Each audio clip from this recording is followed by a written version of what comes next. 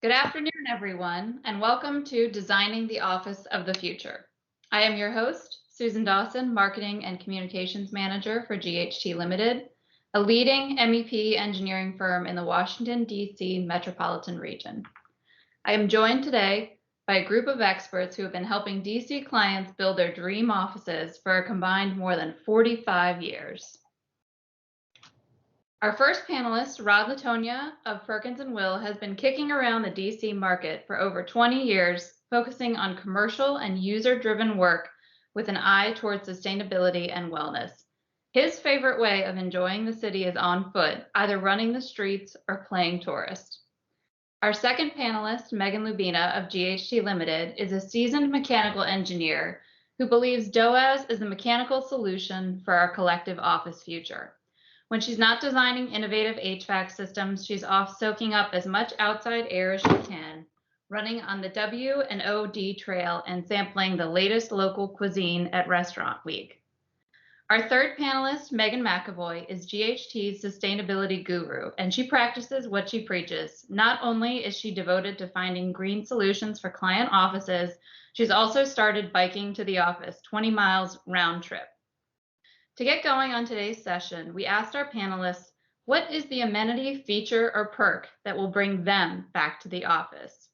Rod responded, access to technology and reconnecting with coworkers both professionally and socially. It is your company's hub, a place to connect on your goals, mission, and to foster company culture. Megan Lubina responded that she misses her office peeps and the GHT Run Club, of course. And Megan McAvoy responded, the connections with colleagues and sufficient outdoor air and filtration is what's going to bring her back. GHT Limited is a registered AIA education provider and offers sessions throughout the year to the AEC industry.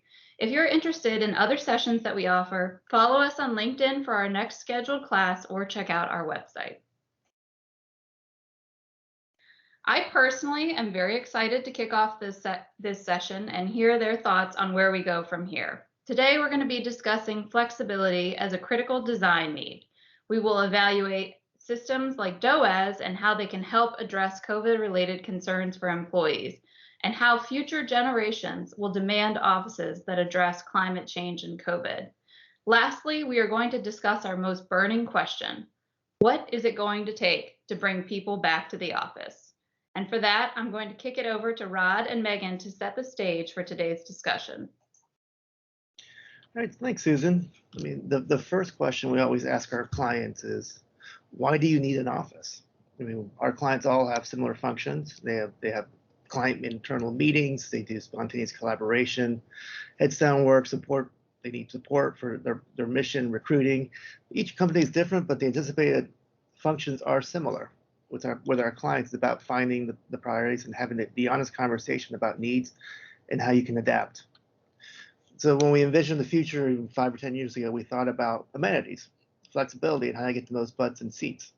We never could have imagined that the remote work revolution that would happen during COVID. You know, the era of foosball tables and video games has evolved into amenities that help provide balance between areas of work and areas for decompressing, recharging, and disconnecting between tasks. It's now about how you understand why people are coming to the office, but needing to understand as to why they're coming to the office. While remote work is hot right now, we anticipate some sort of return to the office. Everything's on the pendulum. The reasons why, it's kids, it's spouses, it's sense of community, culture, fatigue. Our own internal surveys show those many reasons. How will we be able to use design and building systems to make it the return to office a comfortable environment? So Megan can talk a little bit about the role of systems in our new office realities. Yeah, and with all this remote work, as Rod has just mentioned, we're really trying to plan for the future and how to design these spaces as we begin to return back to the office. So mechanically, we've really started to see a change in workplace design strategies. So we're now taking a closer look at outdoor air levels with new building control systems and with new technologies that really enhance thermal comfort, but also try and save energy at the same time. And so pre-COVID, we were really seeing offices become more and more densely packed with people. But now, once the pandemic really started to hit, we have really started to see floor plans reshaping and beginning to decrease the number of people in order to achieve that safe distance. So the amount of outdoor air that we've been targeting as a guideline to meet code minimum is now starting to become a minimum for the building requirement. And we're striving to increase the amount of outdoor air to really flesh out the space. So with this increase in outdoor air and other post-pandemic clean air strategies that we've been utilizing, we really have to evaluate how these impact the building from an energy standpoint. So as we begin to debate the future of the offices here today, let's first take a look at the people across multiple generations who are going to work in these offices so we can discuss more incentives for getting people back into the office again. Yeah, so we start with the baby boomers. They're at the tail end of their careers. They're looking to transition out, but they're always looking at the next generation of leaders and how they can transition. They've seen the most change, are usually the most impacted by the evolution of the office. But due to this, or sometimes can be the most flexible and willing to adapt to their situations based on their personal needs. Then we have Gen X, which is, it's me. It's leadership roles. We're setting policies and guiding work. We're empathetic since we remember being in the trenches and often still have to do a lot of the work. But we grew up with technology in the workforce, and we're still, we're not the ones that did develop. I remember the fax machine. We're willing to adapt. We're concerned about work balance, but we can sometimes be surprisingly be the most set in our ways in terms of how we want to work. Millennials seek unique work experiences and responsibility, and they're likely to change jobs more frequently than older generations. In general, though, millennials enjoy working from the office and appreciate the social benefits and connections to their coworkers. They desire a workspace that's interactive, provides personalized experiences, and enables privacy while providing work-life balance and also prioritizes their well-being. Generation Z has always had technology at their fingertips. They have an emphasis on diversity, equity, and experiences. They align with millennials on a lot of the common priorities, but they have an increased focus on salary and income. Interested in making the world a better place, and they seek a workplace that links real world with virtual experience and, of course, provides flexibility. Our newest generation, the alphas, or our future generation really, only being born back in 2010, are only about 11 years old right now. So some might say these alphas came into this world already born with a cell phone and tablet in their hands. They're really plugged in and tuned in to their devices. So they will have never experienced life without internet, and they'll be very technology dependent, expecting a fully integrated experience with unlimited office access and mobility. They will want to customize their employee experience, whether they're physically in the office or at home. And their workplace worries are still to be determined, but the struggles between work and life balance will only continue to grow, just like some of us are already struggling to find that healthy balance now. And so after comparing all the lifestyles from each generation, research and studies have shown that as different as they might be, they still have three core values shared amongst them. These commonalities are sustainability, remote work options, and technology. So now that we understand these generational differences and similarities, we can now dive deeper into how we can accommodate these needs.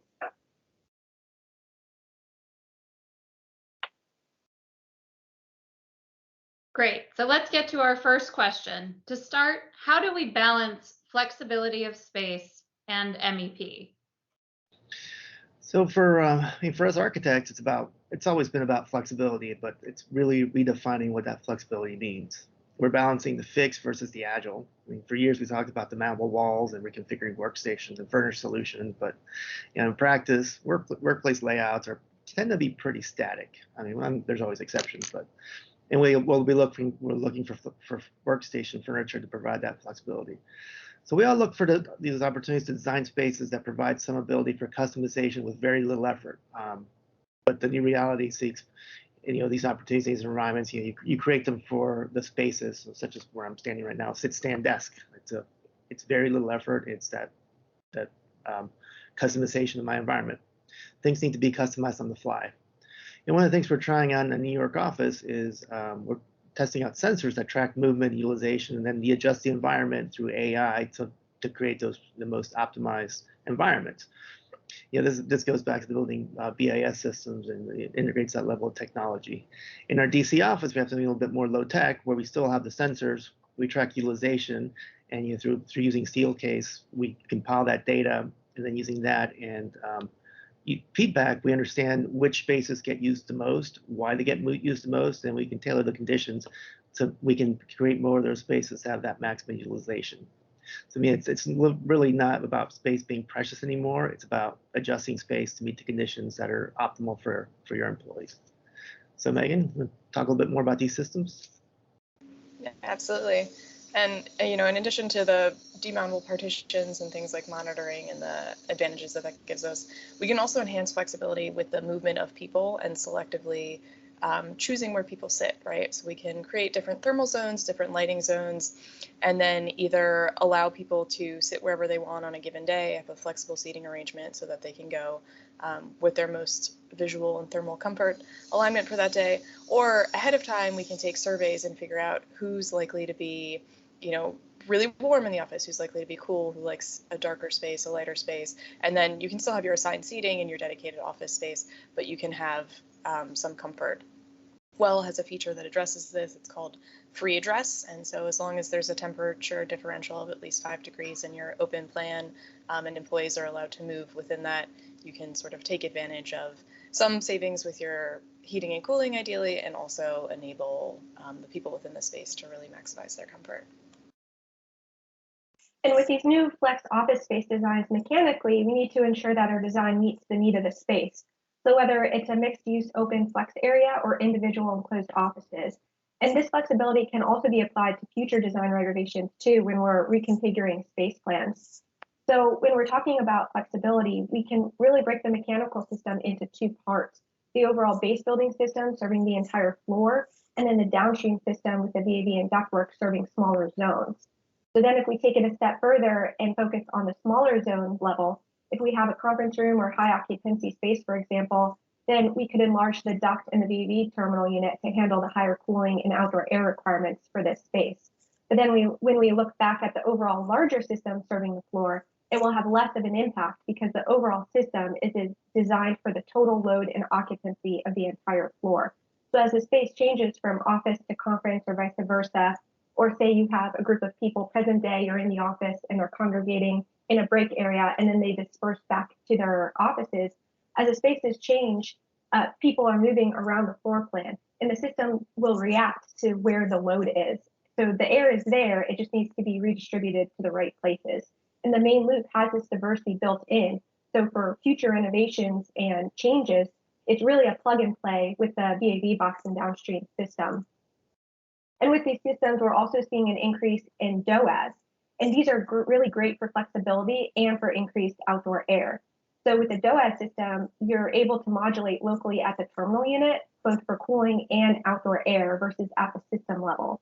So again, great for flexibility, and it can really meet the changing demands of the space using different space sensors for control, either ramping it up or down and really fine tuning to adjusting to the space levels.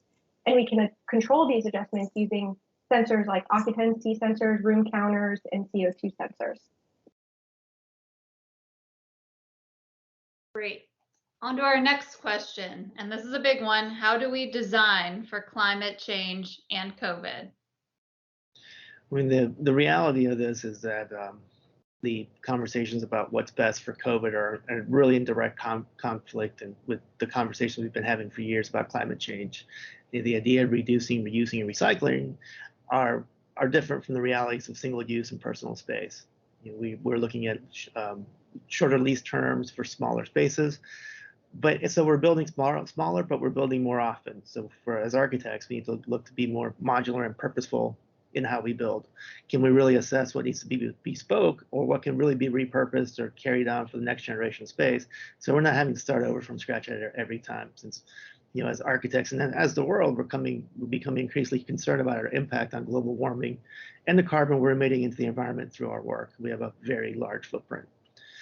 So within our spaces, I mean, we rely on our engineers to really help us with the consumption aspect of it. But as architects, we are relying more on furniture to define these environments, since it's something that can be kept, moved, and moves with you. So we do need to provide that personal space and separation. So while I said we need to build smaller, there's less people there, and you need to give them a little bit more space. Those physical barriers provide some separation, but they need to be very deliberate. the partial partitions work well in the beginning when people come into a space and they're a little paranoid, but as people get comfortable, you tend to lose that paranoia, you become a little more comfortable and you tend to get a little bit more relaxed. So, having to go things full height, which again, everything goes in contrast with the idea of the open office and shared space. Flexibility comes back to the conversation as we look at these partitions. What works now, because what works now may not work in a couple of years because the world is changing. So we're really becoming increasingly reliant on these mechanical systems and to really provide that occupant comfort and that sense of security.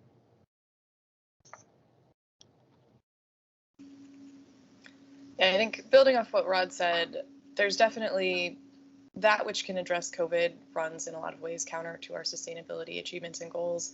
But I like to remain an optimist, and I think that we can overcome this and find that place where we can address sustainability, health, resilience in the long term. One way to do this is with our integrative design, right? So if early on we're able to select the appropriate building envelope with the adequate window to wall ratio so that our occupants still get the light, but we don't have the solar gains that we might expect in the summertime in DC, then we can downside our HVAC system. It's going to be less costly to run. It's going to be more efficient, even with that increased outdoor air, as opposed to having an oversized system, with a leaky envelope. So there's some ways early on in our design where we can address some of these counter issues and prioritize what's necessary to find the healthy building. And then additionally, education is really important here, and it's important in our role to provide to our clients, separating out effective strategies that address their priorities from those that don't necessarily make sense for the project. So one example of this is UV.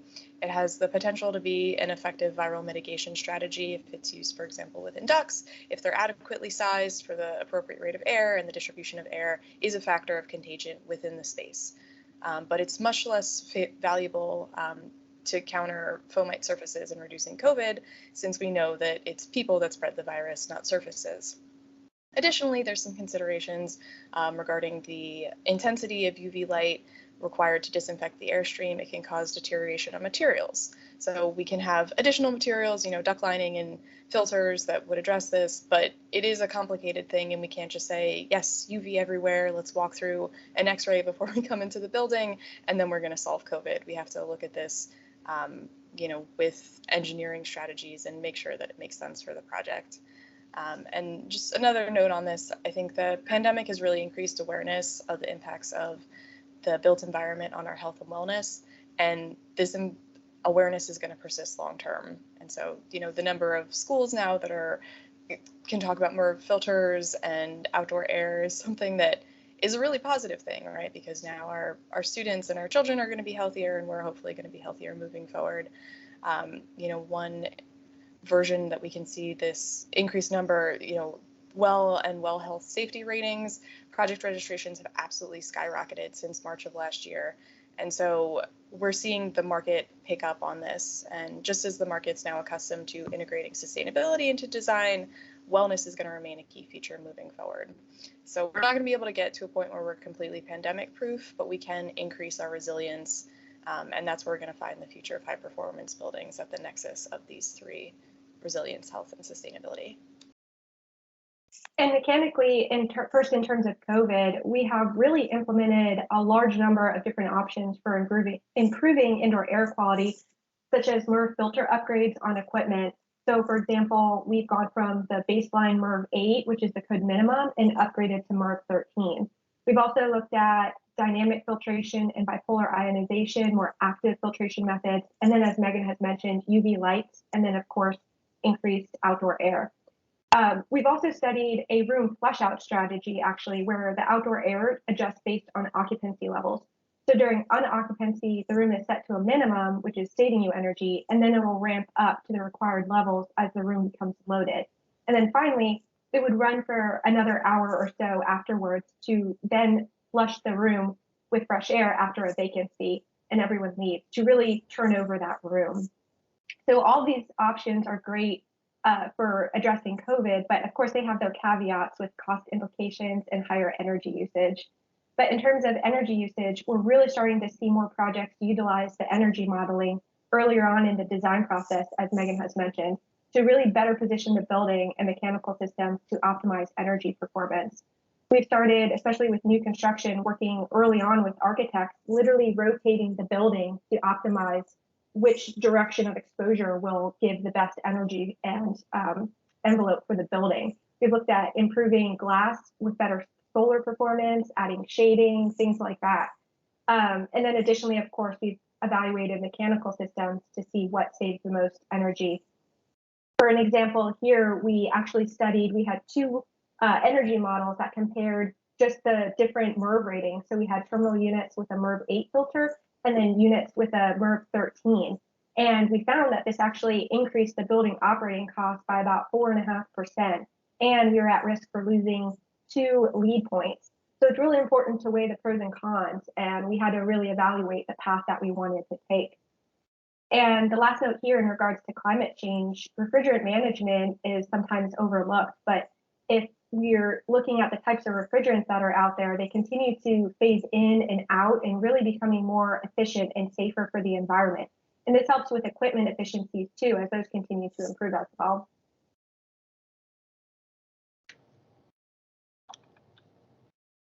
Okay, thank you. So on to our next question, and we know this is a huge priority of the millennials and Generation Z. How do we design for future wellness?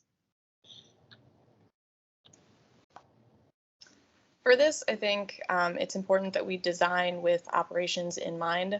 So looking at integrating tools and monitors, things that are going to monitor the performance of the project as it's going and provide real-time information to the operators to recognize what the CO2 looks like in the space, what's the relative humidity, how are people feeling within the space. This might also include things like regular surveys or, wearable sensors that enable feedback that let us know how people are doing within the space and where there's any issues that need to be addressed.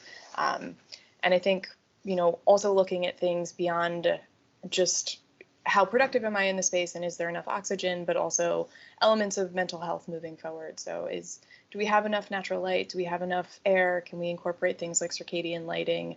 I think these issues are going to become more important as we move forward, especially coming out of a pandemic. And so recognizing that we can use buildings as sort of a prescription to prevent any future health issues rather than trying to address the symptoms after they already show up. And then, the benefit of having this additional upfront work is that sustainability and wellness are effective recruitment tools. And so there's increased brand awareness for things, especially like your third-party certifications, Well Health Safety, Fitwel Viral Response Module, and thanks to JLo and Michael B. Jordan, the younger generations are really becoming more familiar with these as well. And as I've been touching on a lot today about this, but increased ventilation and air changes has really become popular. And for example, under the LEED indoor air quality credit, you're required to introduce outdoor air 30% over the code minimum. And what's important to note here is the carbon dioxide factor. A lot of times we're so focused on achieving LEED points or getting air changes to clean the air from viruses and airborne pollutants, which is certainly important, but we just don't want to forget about the other reason, which is the concentration of carbon dioxide from the air and diluting it.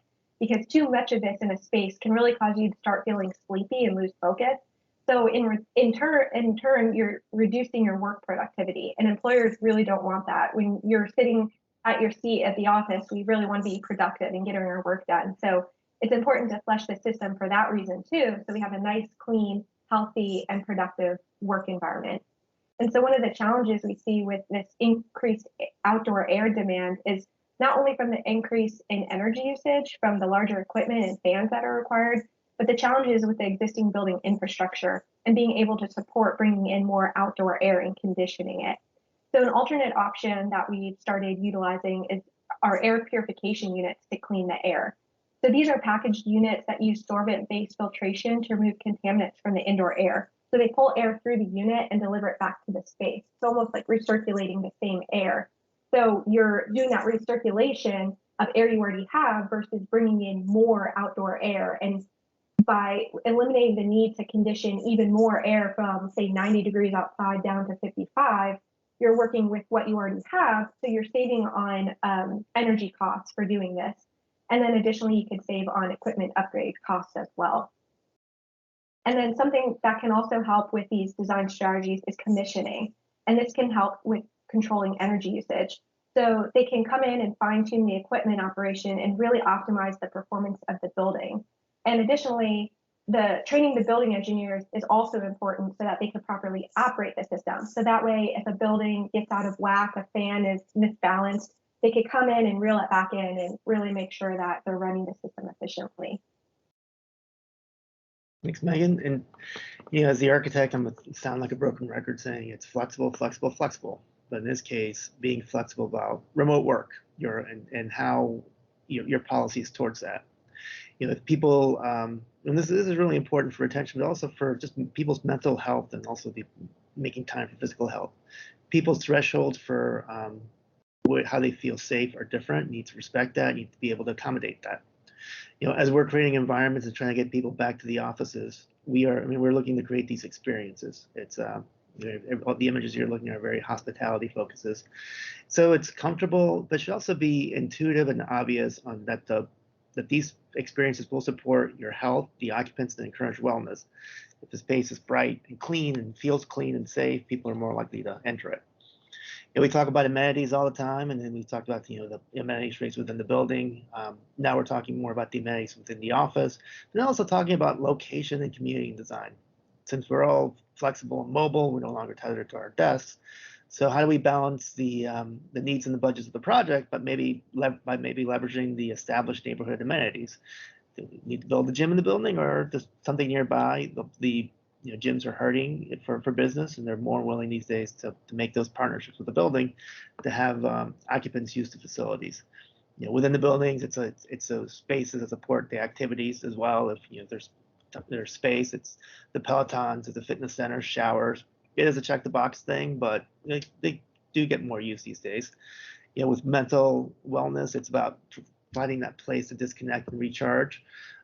You actually had a very long conversation yesterday with a leasing broker about the benefits and the economic viability of the outdoor terrace. If you have a space, an office that's got an outdoor space, that's a room that's much more than just a smoking balcony of the past, you're more likely to lease that space. You balance that with nutritional health, more incentives for employers to provide those the nutritious snacks, the things that make you feel better about yourself, give you more energy. And then as architect for providing those spaces, it's more about the cafe and that hospitality piece that's part of your space. So it's our environment's really all we can really do as architects is creating those spaces that really do encourage that wellness and health and support the policies. And just helping our clients being transparent about their offerings and creating those spaces that support that work.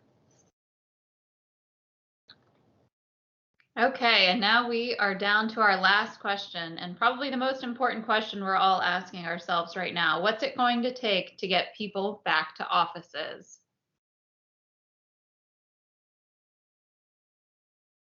So even for those who prefer working from the office, like my generation, the millennials, a lot of us have questioned the return to the workplace following COVID due to concerns about safety and, also some of the increased flexibility that telecommuting has provided over this past year and a half. So to get people back, we really need to highlight and foster that which is great about the office space and make it worthwhile, right? So fostering the connections between coworkers that feel safe. So having opportunities for people to interact in a way that doesn't, create any additional risks. Providing a sense of autonomy over one's space. So maybe having those options like being able to select where they work so that they get the lighting or the thermal comfort that they're interested in. And then, some elements that even after all this time I haven't taken, right, personally, the opportunity to have a sit-stand desk, right, is something that's really nice at the office, and having additional movement throughout the day, right? So the Fitbit will tell the story that when I work from home, unless I have a dedicated run, my step count is much lower than if I go to the office, even if I'm not taking an active form of transport to get there, because there's just these additional movement that you take throughout the day when you're in a workplace, and that does, have an impact over on. And so I think ultimately it's about bringing people together in intentional ways so that we can foster that collaboration, but also enable the focus time, right? Because that's some of the complaints that we have about open office spaces, and provide the resources and an experience that in some ways is an oasis of productivity away from home, whether that's, partners on one side or children, the distraction of laundry, or, the construction that's outside one's window. What can the office have that sort of enables that opportunity for both focus and collaboration, and, just a happy experience. And so mechanically, our systems always used to be more behind the scenes, back of house. But now with this push for clean air, we've started being pulled basically onto the main stage with office designs because we're more involved in the discussions and really selling points for clients because people actually care more now about the air around them and what they're breathing in. So with the recent remote lifestyle, we have been experiencing people are now getting used to working out of the comfort of their own home. So they're used to setting the thermostat to what they prefer, and then the level of clean air, what's clean to them. So we can emulate this in the office setting by better controlling indoor air quality and thermal comfort. Then we can make users feel just as comfortable at the office as they are at home. So as we looked into increased filtration and fresh air, increasing mechanical system control so we can optimize building energy usage, we can really focus on these things to get people more excited to come back to the office. And so ultimately with these new offices of the future, we can improve the indoor air quality and thermal control to prepare for not only future pandemics, but design workplace conditions where people feel comfortable and safe to return back to the office. So yeah, for my take, it really is about having empathy. You recognize the shift has occurred in the workforce. The shift has occurred in the way people view work, how they work. There's what you need to do, and then there's the intangibles in what you do. Can you really, as architects, can we really inspire the next generation of designers by all sitting remotely away?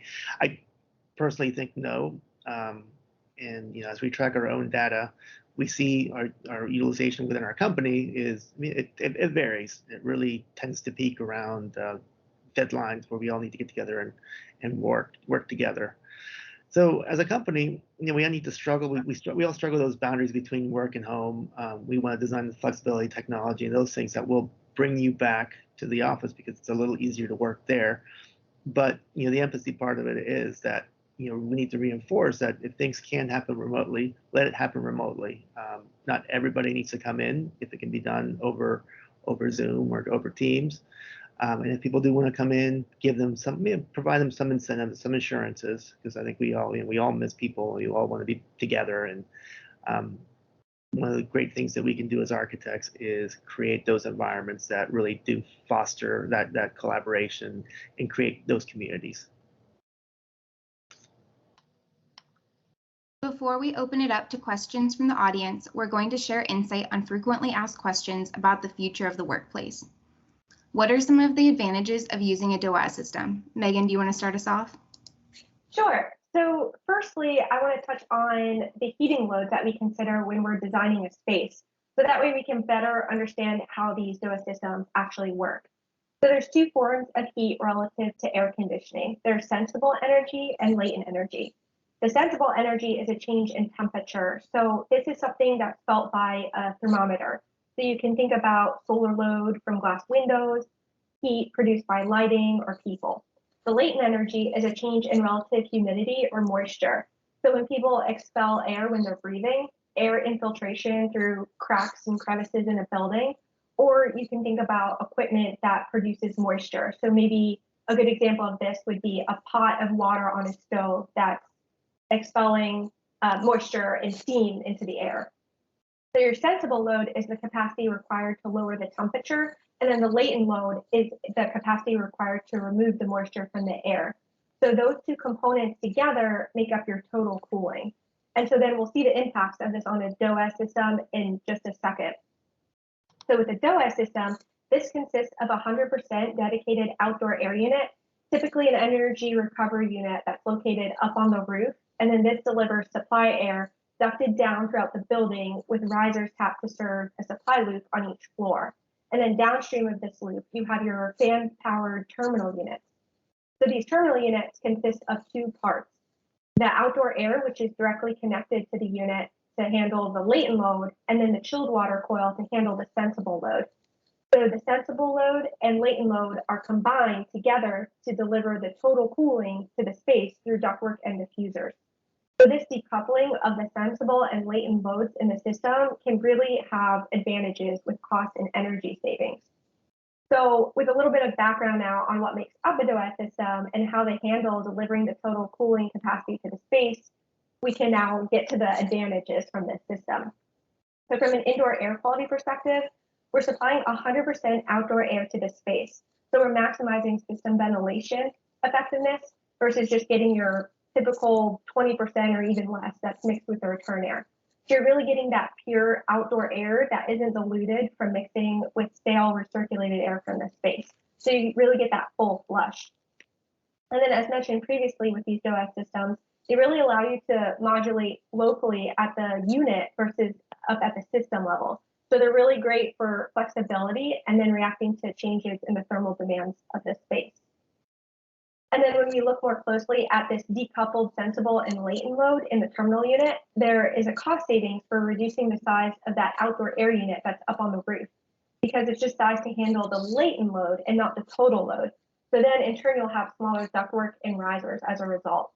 With this airflow reduction in the main system, you're also getting savings with the first cost for having smaller equipment sizes and ductwork sizing. And then you'll also get energy cost savings with a decrease in the fan energy consumption.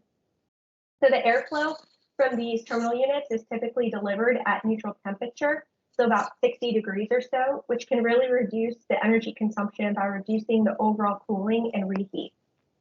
So some additional savings with the energy recovery unit on the roof that transfers heat from the building exhaust to the incoming outdoor air. And just a note here, those air streams don't mix, so the odor and pollutants from the exhaust air is kept separate from the fresh air supply. So the two air streams never intermingle, so there's no cross-contamination between the two. And when we're looking at how the sensible capacity is handled with the chilled water coil in these terminal units, water is actually more efficient than air to transfer energy, about 3,500 times more efficient. So as an example, to put this into perspective, a 1-inch water pipe can transport the same heating and cooling capacity as an 18 by 18-inch duct. So on the sensible cooling side, we're also seeing energy savings from better efficiency. So by breaking out the sensible and latent loads with the system, there are great benefits for handling each load separately. Additionally, there's also architectural benefits as well that Rod will talk about next. Yeah, I mean, in my world, it's really becomes a balance, a conversation about, what are the first costs versus the flexibility versus efficiency and value of the building. So when we're looking at different clients, the immediate impact is on the commercial side, especially at DC, is the all valuable ceiling height. We can get taller ceilings, more space, make the building seem better. We can reduce the building cores, which increases efficiency, more leasable space. Then we can also, as Megan said, with the systems being smaller, we have a smaller footprint at the penthouse, which allows us to have more amenity spaces and again create more value. So, all of these things are such benefits to the overall quality of the building that it really does become a conversation about like where are our clients' goals. If they're a long-term holder, or having a DOAS system does create value for the project, and it does. And the trade-offs for second-generation space are really, it doesn't make that big of a difference. On a shorter-term building owners, it's again you balance out that first cost of the system versus the value that this system does provide. More and more, the DOAS system is seen as the new standard, especially for the A and trophy class buildings. So it's something that's becoming the baseline. So the conversation is becoming less and less these days. For our clients who are owner-driven developers who are building specific clients and they know that the building will not change, it does make a lot more sense, as well as other types of users, such as institutional or residential, where change is less likely to happen in the term of the building. Thank you, Rod and Megan. Megan, you had previously mentioned air purification units being an alternate option for increasing the outdoor air intake for the space. Can you go into more detail about how these work and how they're typically sized? Sure, and to answer this, I'm actually going to focus on using an buried unit as an example. There's plenty of other manufacturers that make similar units, but for the sake of this question, I'm going to focus on the specifics to that unit. But these are typically packaged units that use sorbent-based filtration to remove contaminants from the indoor air by recirculating air through the unit.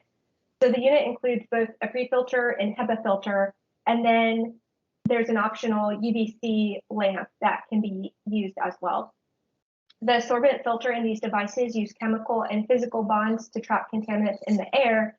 So when the filter becomes saturated or loaded, then the device closes, it heats up the filter to about 140 degrees, and then this causes the sorbent to release the contaminants, and then it's exhausted out of the building with a separate exhaust air opening. The cost savings here is eliminating the need to bring in more outdoor air. And instead, we're simply cleaning the air that we already have in the space. So you save on the cost of existing equipment upgrades and ductwork, and you eliminate the need to condition raw outdoor air, which is, again, is a large chunk of the total building system's energy usage in terms of HVAC. So in terms of sizing these units, instead of being sized based on airflow CFM, they're actually sized based on the number of occupants and square footage. So for example, if we look at the Invarid HLR model, this is good for treatment of up to 150 occupants or 20,000 square feet, depending on the occupant densities, what it really comes down to. And then in terms of maintenance, they have a display on the control panel that shows the number of days until the next filter replacement, which is really makes it user friendly. So for a HEPA, it's required every 6 months if there's a UVC lamp, and then 12 months if they're not using the lamp. The washable pre-filter should be cleaned every time the HEPA filter is changed and replaced, which is about every 1 to 2 years. And then the UVC lamp bulb should be replaced every 9,000 hours or so. And then additionally, they should be cleaned whenever the HEPA filter is replaced. Thank you, Megan. Could you all share the smartest trend you've observed lately in an office of the future? Rod, we'll start with you. Okay. I mean, one of the things that's we're seeing is that things that were older and obvious are becoming more commonplace. I think some here on the we'll recognize the image on the left of we all made fun of the cone of silence, which became the term whenever we start talking about the acoustics and privacy in the office, which literally has become the cone of silence and maybe something that becomes a feature or a way of trying to control acoustics within an open office. But my acoustical engineer friends are going to be very happy because the acoustics has gone from something like it's kind of a gut check and it's very subjective to something that's a lot more measured, especially as we're looking at well or trying to certify the space. We need to understand what it actually does mean. What's the improvement of acoustics and how are we functionally using technology, spaces, testing, understanding the ambient noise versus how people are using the space. As generationally, the days of speakerphone they're still there, but people are a lot more aware, and now we are designing that flexibility in that purpose-built space. So you can have a speakerphone in an office. You can take it to that private room to make that phone call, but more likely, folks are just, it's a headset, it's earbuds, but you're modulated because you've grown up in that environment. You understand that acoustics does matter. Additionally, we talked about sensors and AI and how the idea of non-pressure space, which has allowed us to maybe get back to the world of the operable window, which is something that's very nice. I mean, something that feels good. It feels great to open the window, get fresh air, especially in certain months of the year, which I know Megan doesn't like.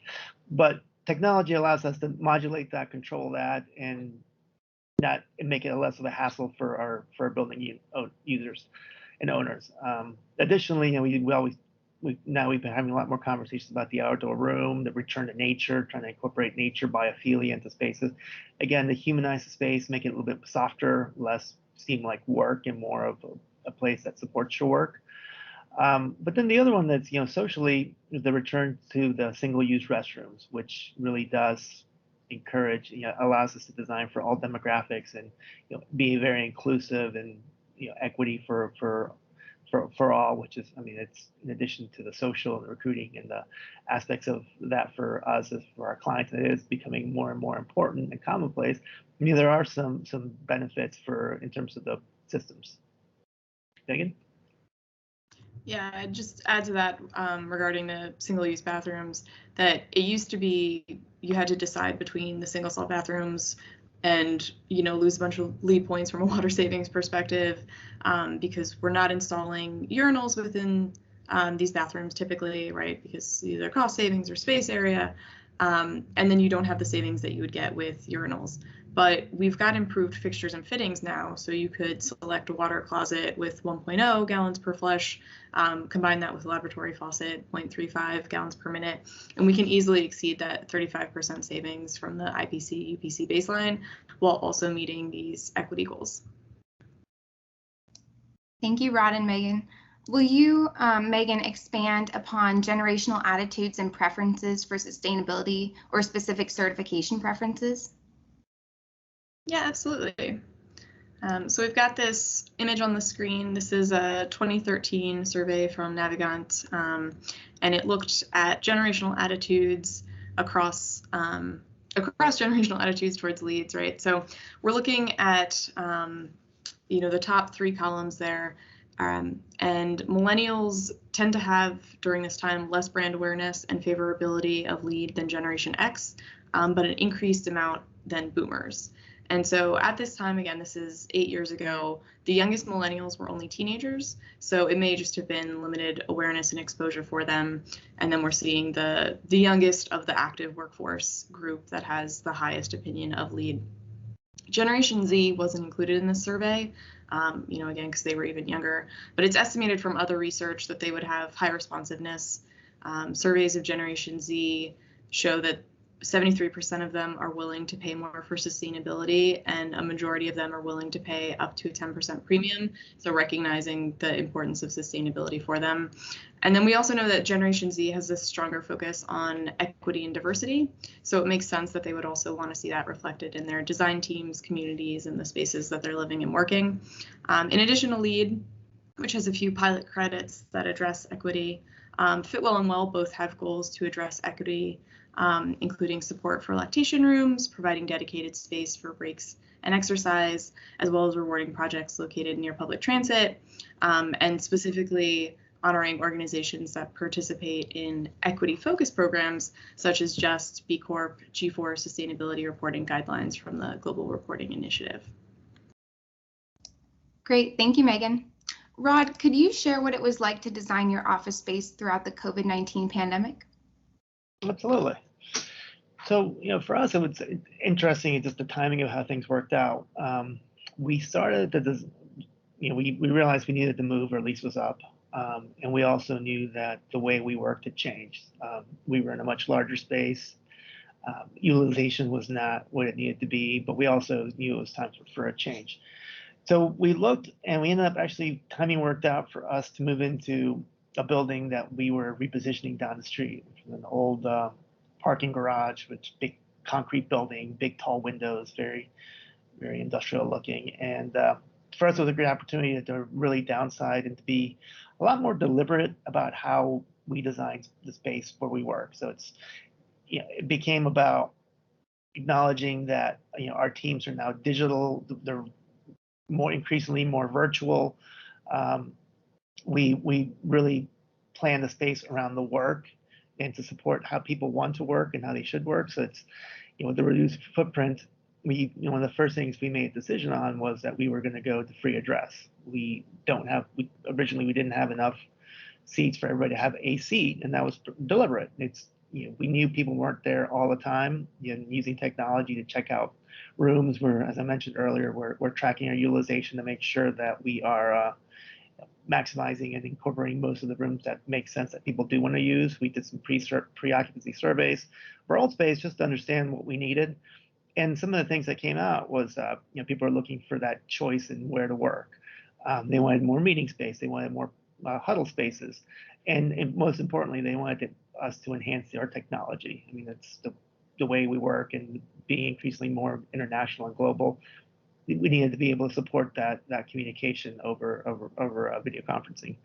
But then culturally, we understood too that we needed to walk the walk. So our space is something that we are tracking our embodied carbon for construction. We're looking at operational carbon as our operations.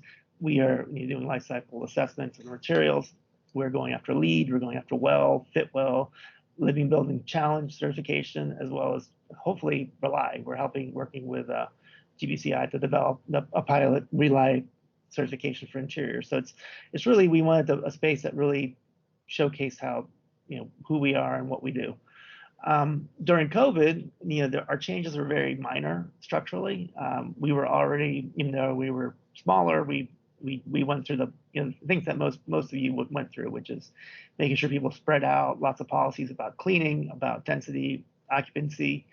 But the only physical change we made was we took out a couple workstations to really just encourage people to spread out. Beyond that, we were pretty well set up to accommodate the staff, and even more so now with COVID, we're able to control how many people are in the space and how close they are to each other. We'll see what the future holds after we do our full return to work, which will be for us we're going to ask that everybody's in the office the equivalent of 3 days a week. So we'll see how that goes. So. Great, thank you, Rod. Any other final thoughts before we turn it over to the audience?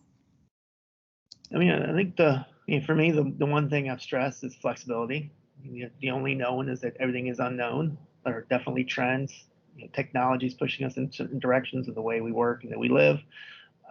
Policies and people's sensibilities of how they want to work and how they want to spend their days is something that we need to, as architects, be able to adapt and accommodate and really just be flexible. And the more and more we talk about nature, we talk about wellness, not just spaces that are healthy, but also feel healthy, which is like we talk about the outdoor rooms and we talk about cleaning policies. It's things need to be bright, clean. But most importantly, flexible. Yeah, and mechanically, I'm going to sound like a complete broken record right now, but outdoor air, increased filtration, and then improved building systems to control these components to improve both the air quality and thermal comfort. So those are kind of key factors when considering mechanical design for the future offices. But then in turn, with more of this air filtration, etc., we also have to be sure that we balance that with the energy consumption and cost for the building as well. Agreed with both of those sentiments. Moving forward, there's a lot of considerations that we have to take in for optimal design. In addition to market forces, we have stringent codes. DC passed the first building operations code with the Building Energy Performance Standards, aka BEPS. And projects, even though we also had the 2017 code just passed last year, the new construction code, Pacific Northwest National Laboratory did some research, and if you build a commercial office space in DC to the new construction code, it still might not hit the Building Energy Performance Standard for once that new construction project becomes an existing building, right? So the first compliance cycle for BEPS has an Energy Star score of 71, and that's pretty high. That's almost Energy Star certified. So what's going to be really important for us moving forward is integrating these operational considerations into design at the very beginning, having opportunities for monitoring and verification moving forward, and then recognizing that the buildings and developers are not always the end users. So we're going to have to incorporate strategies that enable a balance of flexibility, but also a shared incentive between those that operate the building and those that are in them. So existing and expansive infrastructure for submarine, I think, is going to be really important to find those energy conservation measures and inform incentives for high performance operations. And so this legislation that we're looking at, both new construction, the performance standards, moving forward, they're going to become more stringent in DC and other municipalities as we aim to drastically cut our greenhouse gas emissions. So it's on us as designers to be prepared to create dramatically more efficient, healthier, resilient, and equitable spaces. Great. Thank you all for sharing your insight on designing the office of the future. We'll now open it up to questions from the audience.